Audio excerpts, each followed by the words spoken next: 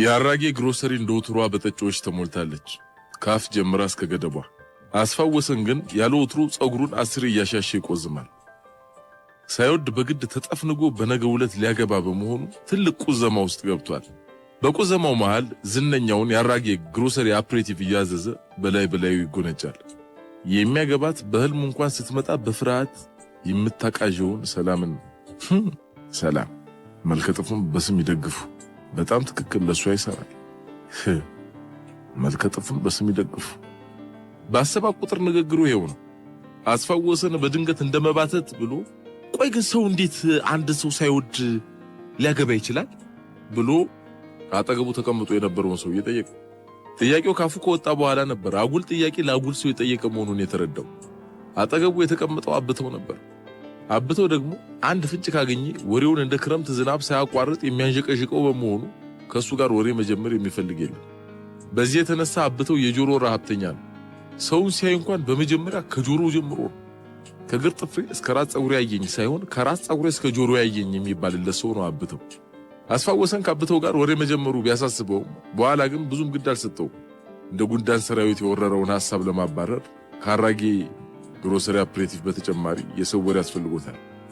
ያብተውም ወሬ ቢሆን አብተው ሰፊ የሆነ የወሬ ርዕስ ይዞ የመጣውን አስፋው ወሰንን በፍቅርና በአድናቆት አይናየውና አፉን አቀባብሎ የወሬ ተኩሱን ጀመረ።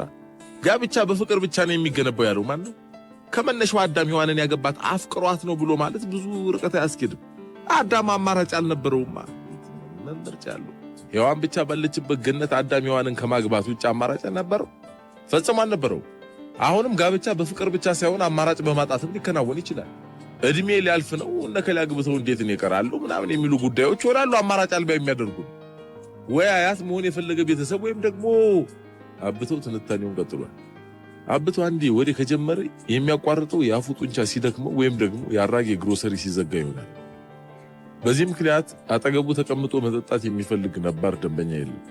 አብተው ጫት ቅሞ ስለሚመጣ ምርቃናውን ለመስበር ከአራጌ ግሮሰሪ አፕሬቲቭ በተጨማሪ ወሬ ያስፈልገዋል ይላሉ የአራጌ ግሮሰሪ ደንበኞች። ጨብሲው የሰው ጆሮ ነው ይሉታል አንዳንድ ወጣት የግሮሰሪው ደንበኞች። አብተው ማብራሪያውን ቀጥሏል። አስፋው ወሰን እሱን ችላ ብሎ ወደ ራሱ ሐሳብ ተመለሰ። ነገ ጧት ሙሽራ ነው። እናቱ ቤት ይሄን አስሮሽ ምቹ ቀልጧል።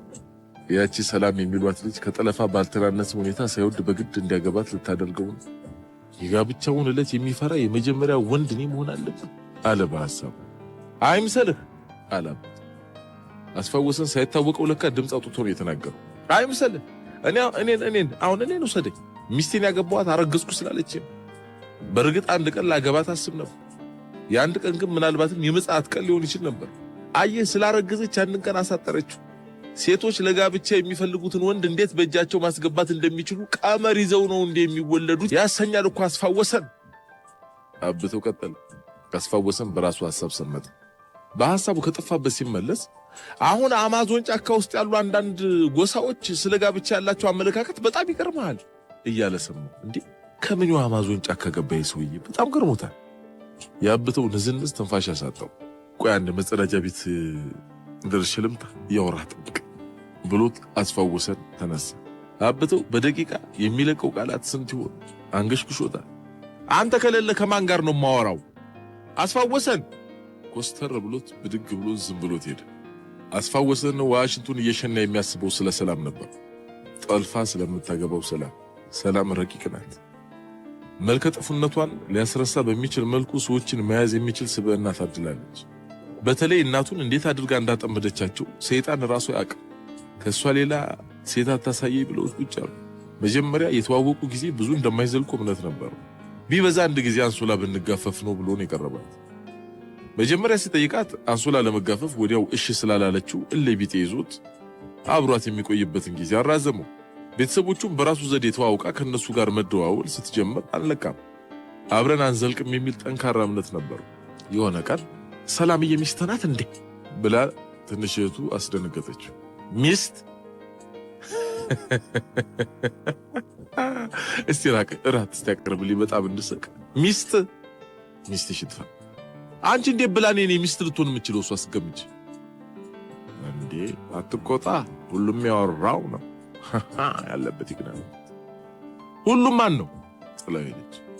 ወይ ሰላምዬ አመለ ደርባባ የሴት እመቤት እንደው ቀልቤ እንዴት እንደሚወዳት አሉት በሌላ ቀን እናቱ። ይሄ ሁሉ ሲሆን ከሰላም ጋር ለአንድ ቀን እንኳን አብሮ አልወጡ። እንኳን አብሮ መውጣት ይሄን የሚባል የፍቅር ወሬ እንኳን አላወሩ። የቤተሰቦቹ ሳያንስ ጓደኞቹንም በሆነ ማግኘት እየሳበች የሷ ቲፎዞ አደረገቻቸው። ሁሉም ስለሷ ጥሩነት ይነግሩታል። እንደ እግር ኳስ ቡድን ይደግፏታል። ሰላም እኮ ወይኔ ሰላምዬ ወይኔ ሰላም እንዴ! እቺ ሴትዮ ግን ለኔ ብቻ ያልታየ አብስትራክት ውበት አላትና ሊገባው አልቻለም። ሴቶች ጥመውት የማያውቁት የልብ ጓደኛው ዘላለም እንኳን ማለት ነው። ይህች ልጅ ታመልጠህና ዘላለምን እንዳዘንክ ትኖራለህ ነበር ያለው። በፊት አስፋወሰን አዲስ የተዋወቃትን ልጅ እንዳየ ውይ ምን ነካ አንተ ምን ትመስላለች? አስፍሽሙት የምትገርም ነህ አንተ እኮ የተማርክ እኮ ነህ እንዴ! ቆንጆና ጥሩ ስራ ያለህ እኮ ነህ። እኔ ነኝ ያለችውን ቀሽት እኮ መጥበስ ትችላለህ። ምንድነው አንተ ሞዴላቸው ከ1966 በፊት ያሉ ሴቶች ጋር የምትታገሉ? ማፈሪያ። ሰላም ላይ ሲደርስ ግን ዋነኛ ቲፎዞ ሆኖ ቁጭ አለ። ስለ ሰላም ስራዬ ብሎ ሲያስብ ነበር ረቂቅነቷን መረዳት የጀመረው። የምትቀጥረው ሰው በተሰበሰበበት ቦታ ነው። ሆነ ብላ ከኔ ጋር ፍቅር ጀምሯል ብላ በአደባባይ እያስነገረች መሆኑን ያወቀው በኋላ ስልክ መደወል ስንችል በአካል ቢሮ ድረስ ትመጣለች። ሁሉም እንዲያዩዋት ሆነ። እሱን ለማጥመድ አንድ የታወቀ ተመራማሪ ሳትቀጥር አልቀረችም። ወንዶችን የማጥመድ ልዩ ጥበብ በሚል ምርምር የኖቤል ፕራይዝ ተሸላሚ።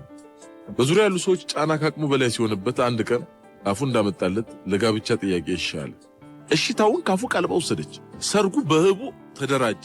እንደ አንድ የደፈጣ ተዋጊ ቡድን። አስፋወሰን እሺ ማለቱን እኮ ረስቶታል።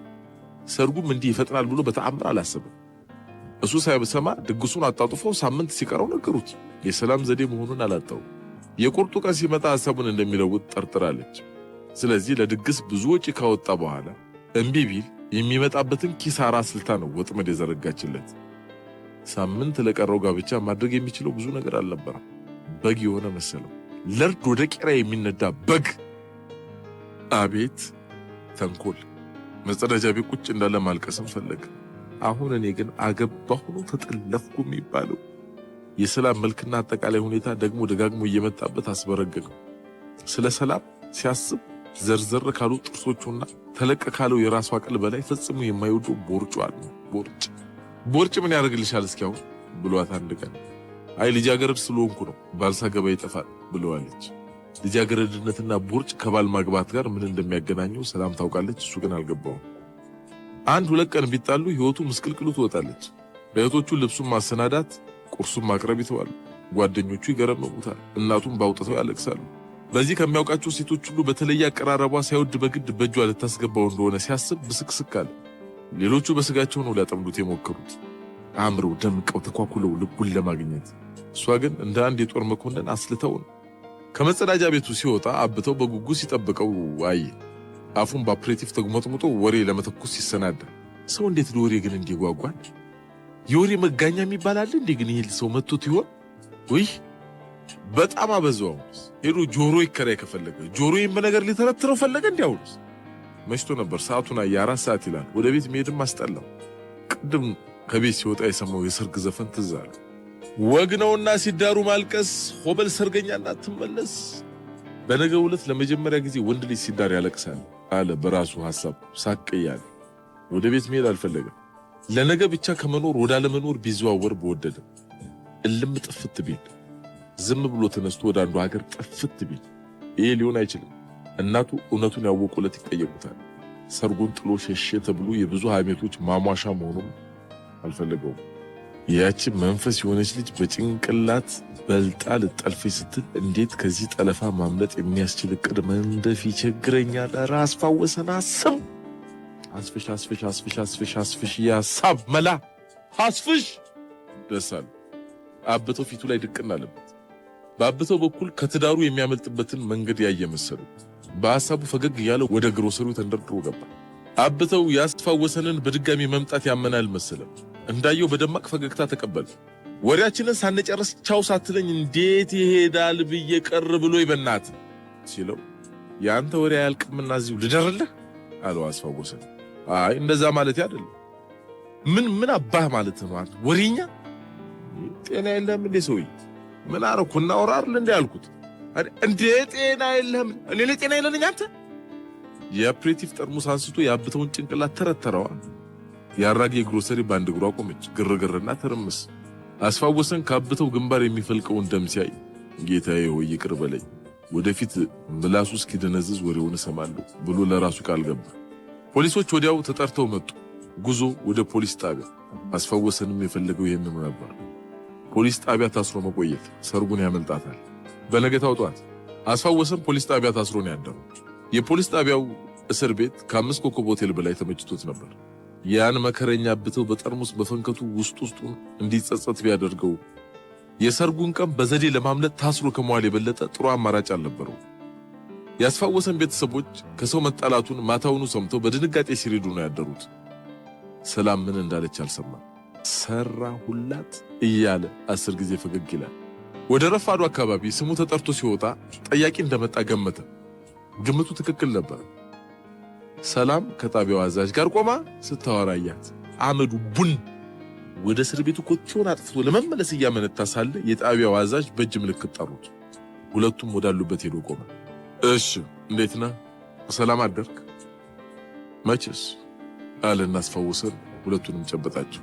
ሰላም በጠንካራ እጆቿ የመጭመቅ ያህል ጨበጠችው። እጆቿን አስለቅቋት ወደ ጣቢያው አዛዥ ፊቱን አዞረ። የሰርግ ቀን ዛሬ መሆኑን ለምን አልነገርከንም? የጣቢያው አዛዥ ወዳጃዊ በሆነ አቀራረብ ቀረበው። ያው በመጥፎ ቀን ከሰው ጋር ተጣለው። የሚያሳዝን አጋጣሚ። ዋስትና በፍርድ ቤት ነው መሰጠት ያለበት። ፍርድ ቤቶች ደግሞ ያው እንደምታውቀው የረፍት ቀን በመሆኑ ዛሬና ነገ አይሰሩም። አው ማለቴ በዚህ አይነት አደጋ በሰርግ ላይ ልገኝ ባለመቻሌ በጣም የሚያሳዝን ነው። ግድ የለም ብዙም አትዘን። በሰርግ ላይ እንድትገኝ የተቻለንን ጥረት እናደርጋለን። ምን? በድንጋጤ ጸጉሩ ቀጥ አለች። ልቡም ልትቆም ደረሰች። ሊለቁ ብቻ እንዳይሆን አረጉትም እንዴ? ማንም ሰው እኮ ከህግ በታች እንደሆነ አውቃለሁ። መቼም ለኔ ሲባል ብዙ ህግ ይቀያየራል ማለት አይቻልም። ሁኔታው ቢያሳዝንም ግን ያው መታሰር ካለብኝ የምቀበለው ጉዳይ ነው። ህግ መከበሩ ከማንም በላይ የመፈተሽ እርካታ ያሰጠኛል ማለት ይሰጠኛል።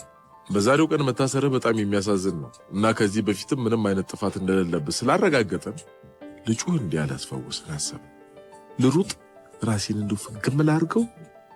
ምን አቀመሰችው ደግሞ ይሄን?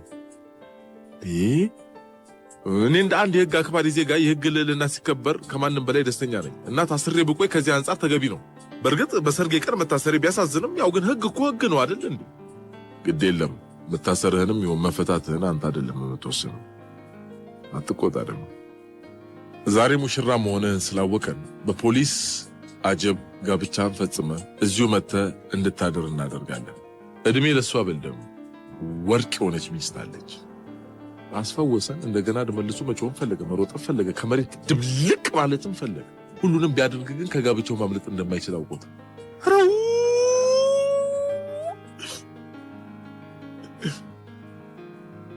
ሰላም በድል አድራጊነት አየችው። አንድ የጦር መሪ ከድል በኋላ የሚያሳየው ፈገግታ አይነት እያሳየችው እጇን ዘርግታ ክንዱን ያዘችው። ሰላም በድል አድራጊነት እየመራች ከፖሊስ ጣቢያው ወጡ። ዘሎ ከመኪና ጎማም ውስጥ መግባት ፈለገ። ከሆነ ድልድይም ላይ ቁልቁል እንደው ዝግርር ማለት ፈለገ። ሁሉንም ለማድረግ ድፍረቱ አልነበረው።